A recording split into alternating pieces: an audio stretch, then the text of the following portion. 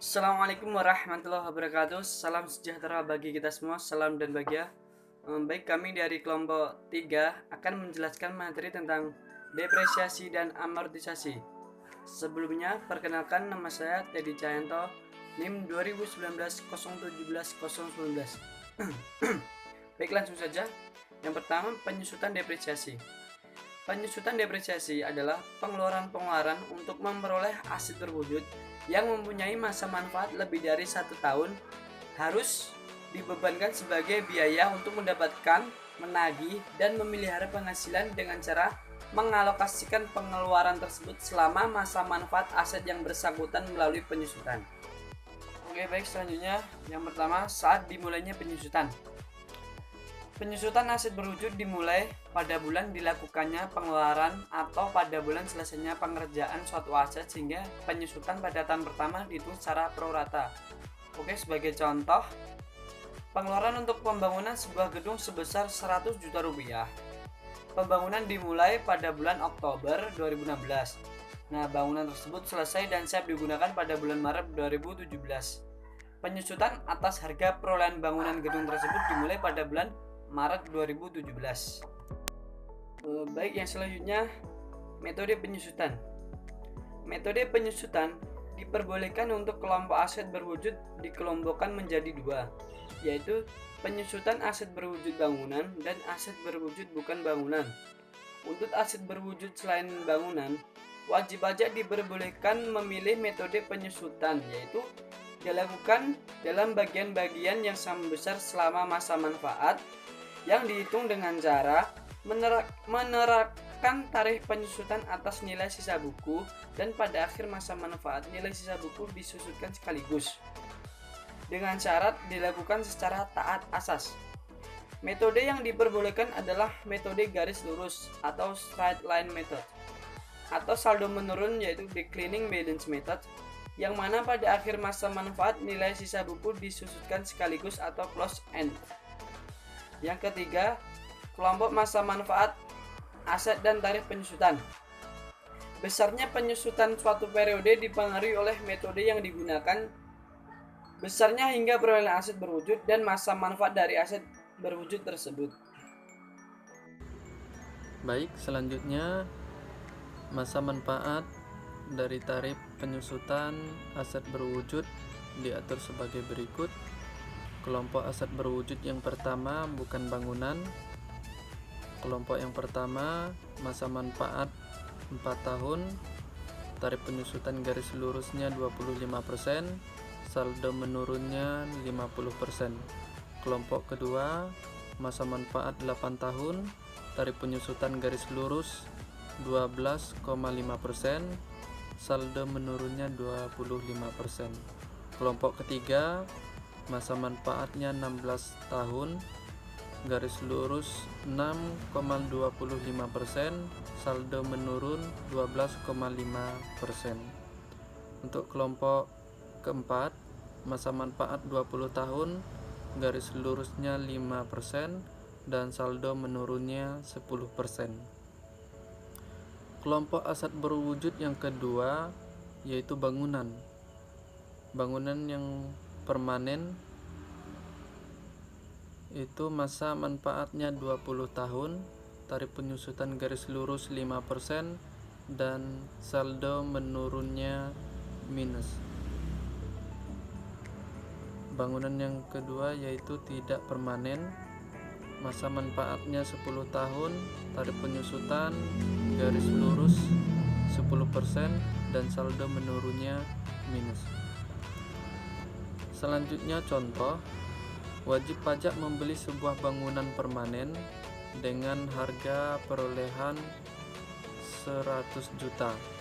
Bangunan tersebut mulai digunakan pada tanggal 1 Januari 2016 sesuai ketentuan perpajakan.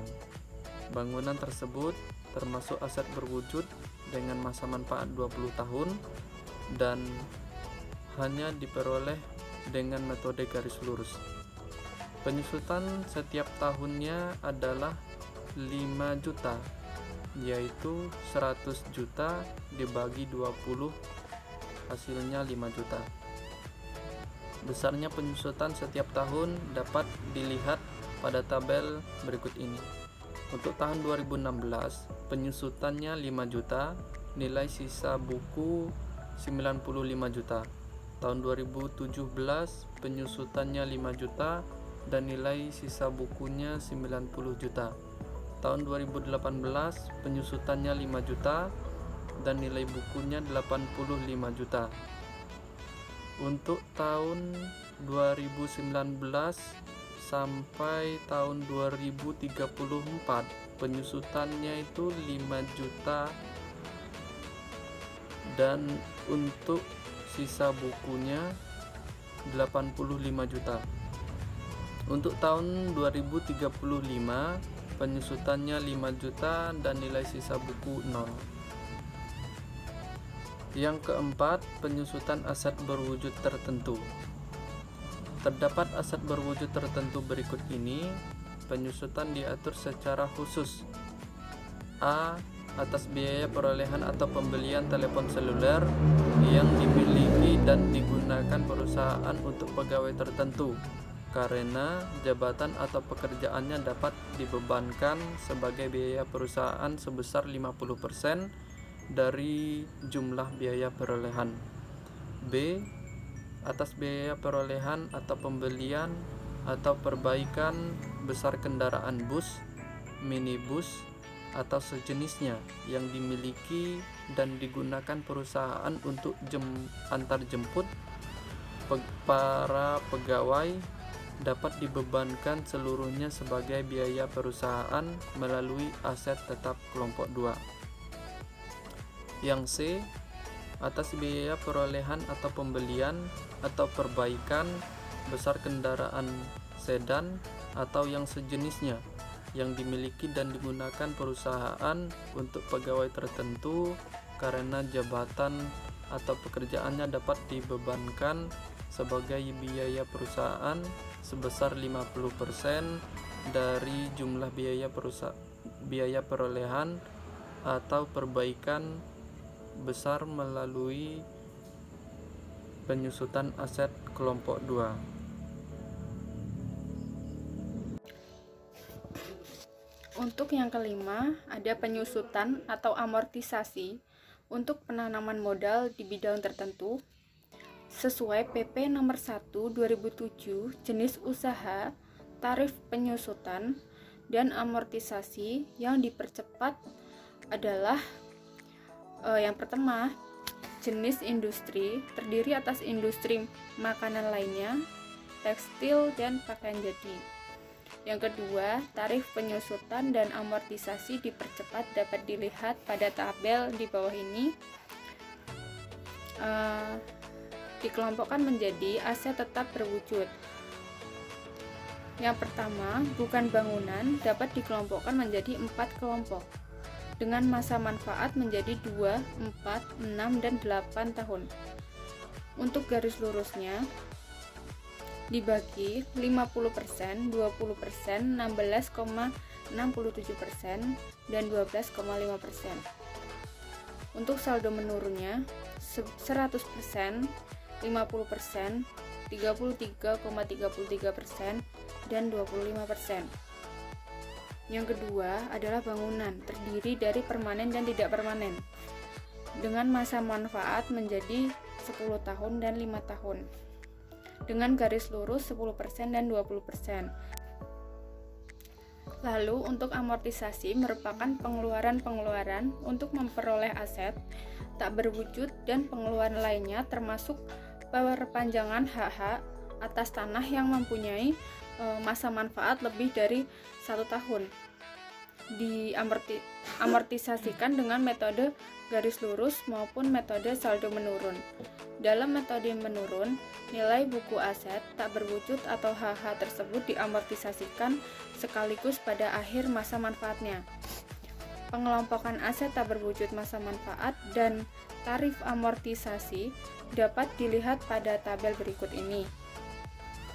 Untuk aset tak berwujud dikelompokkan menjadi 4 dengan manfaat 4 tahun, 8 tahun, 16 tahun, dan 20 tahun. Untuk garis lurusnya 25%, 12,5%, 6,25%, dan 5%. Dan saldo menurun 50%, 25%, 12,5%, dan 10%. Baik, saya Wayan Ira Sugito akan melanjutkan presentasinya. Pengeluaran-pengeluaran yang akan diamortisasikan sesuai ketentuan kelompok aset tak berwujud, masa manfaat, dan tarif amortisasi.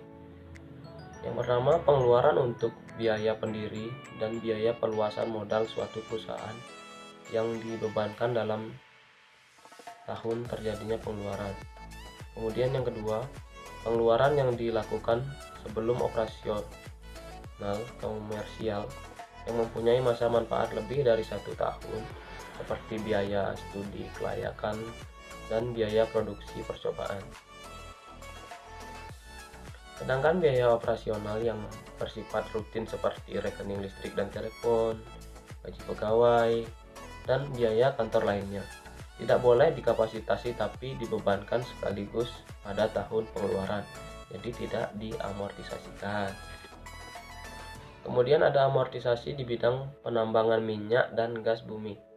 Pengeluaran untuk memperoleh hak dan pengeluaran lainnya yang mempunyai masa manfaat lebih dari 1 tahun di bidang penambangan minyak dan gas bumi diamortisasikan dengan metode satuan produksi. Apabila jumlah produksi yang masih kecil dari yang diperkirakan, maka masih terdapat sisa pengeluaran untuk memperoleh hak atau pengeluaran lainnya. Sisa tersebut boleh dibebankan sekaligus dalam tahun pajak yang bersangkutan. Kemudian ada amortisasi di bidang penambangan selain minyak dan gas bumi.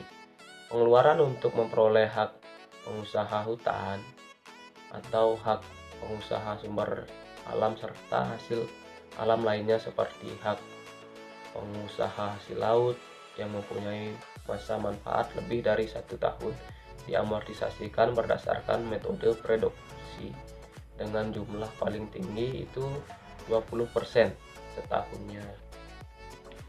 Kemudian ada amortisasi atas pengalihan aset tak berwujud atau hak.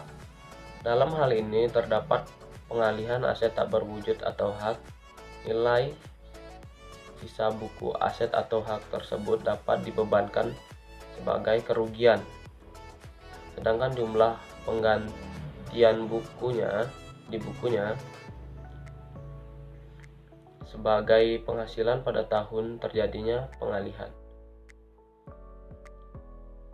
Jika pengalihan aset tersebut digunakan sebagai bantuan atau sumbangan, aset